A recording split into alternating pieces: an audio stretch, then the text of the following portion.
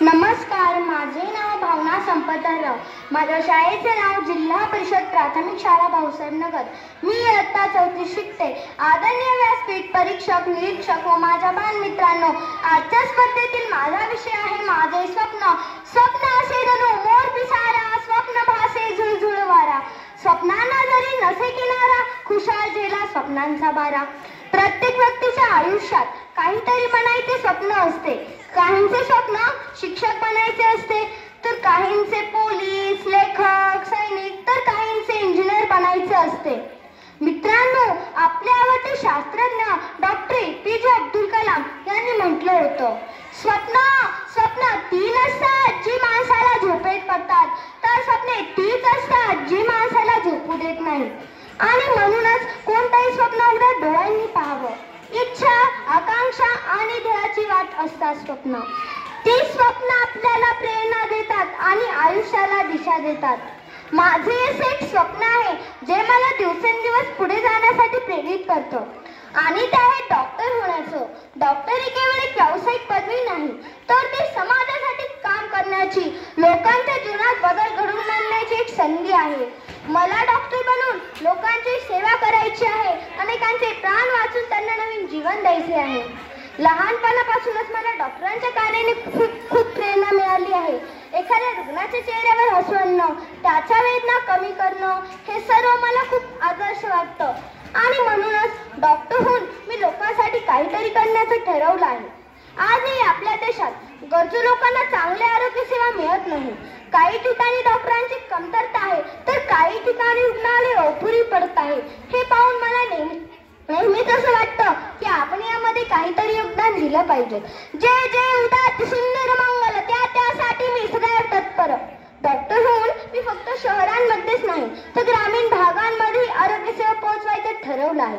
जिथे साधी उपचार सुद्धा मिळत नाही, तिथे मी माझ्या सेवेतून फरक घडवून आणू इच्छिते. डॉक्टर होण्याचा प्रवास सोपा नाही. कोणताही स्वप्न नवसाने पूर्ण होत नाही बरं. त्यासाठी मेहनतीचा प्रचंड डोंगर उचलावा लागतो. डॉक्टर होणं हे काही सोपं काम नाही, हे मला पूर्णपणे माहीत आहे. त्यासाठी कठोर मेहनत, समर्पण आणि सातत्य लागतं. नीट परीक्षेत यश मिळवणं, त्यानंतर वैद्यकीय शिक्षण पूर्ण करणं आणि मग समाजासाठी काम करणं, हा प्रवास खूप खडतर आहे. पण माझ्या स्वप्नासाठी मी हा संघर्ष आनंदाने स्वीकारला आहे.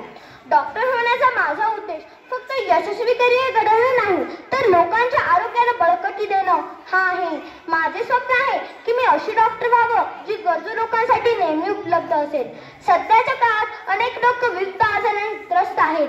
काहींना योग्य उपचार मिळत नाही, तर काहींना उपचारासाठी मोठा खर्च करावा लागतो. माझे स्वप्न आहे की मी अशा लोकांना मदत करेन जे आर्थिकदृष्ट्या कमजोर आहेत. माझे रुग्णालय हे गरीब, श्रीमंत, लहान मोठे अशा प्रत्येकासाठी असेल. डॉक्टर म्हणजे जीवनदाते. डॉक्टर देव जरी नसले तरी ते त्यांच्या ज्ञानामुळे आणि समर्पणामुळे अनेकांना जीवनदान मिळतं. कोरोनासारख्या महाभयंकर आजारांमध्ये डॉक्टरांनी जो खंबीरपणा दाखवला त्याने मला खूप प्रेरित केलं. डॉक्टर केवळ एक व्यावसायिक नाही, तर ते समाजाचे आधारस्तंभ आहे. डॉक्टर होऊन मी समाजाला आरोग्याबद्दल अधिक जागरूक करेन. आरोग्याची काळजी घेण्यासाठी नेहमी योग्य सल्ला देईन. डॉक्टर होणं ही केवळ पदवी मिळवण्याची गोष्ट नाही, तर ती एक मोठी जबाबदारी आहे. एखाद्या व्यक्तीच्या आयुष्याचा निर्णय आपल्या हातात असतो.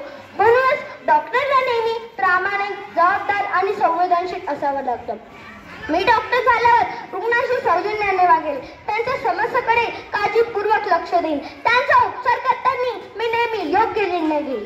डॉक्टर होण्यासाठी मला नेहमीच माझ्या पालकांचा आणि आदर्श डॉक्टरांचा आधार मिळतो. त्यांच्या प्रेरणादायी शब्दांनी मला नेहमीच पुढे जाण्याचं बळ दिलं आहे. मला माहित आहे की डॉक्टर होणे काही सोपं काम नाही, पण अशक्यही नाही. जिथे मेहनत, चिकाटी आणि समर्पण असतं तिथे यश नक्कीच मिळतं.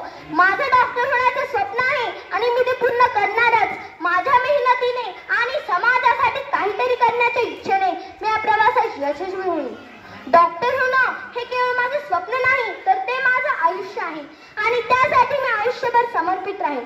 शेवटी तुम्हा सगळ्यांना एवढं सांगू इच्छिते की स्वप्न म्हणजे काय असतं. स्वप्न म्हणजे काय असतं. दिवसाच्या उजेडातली, रात्रीच्या गर्भातली, सतत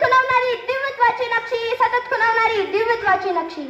प्रत्येकाने स्वप्न बाळगली पाहिजे, ती मोठी असली पाहिजे आणि ती सत्तेत उतरवण्यासाठी नेहमी मनापासून प्रयत्न केले पाहिजेत. धन्यवाद.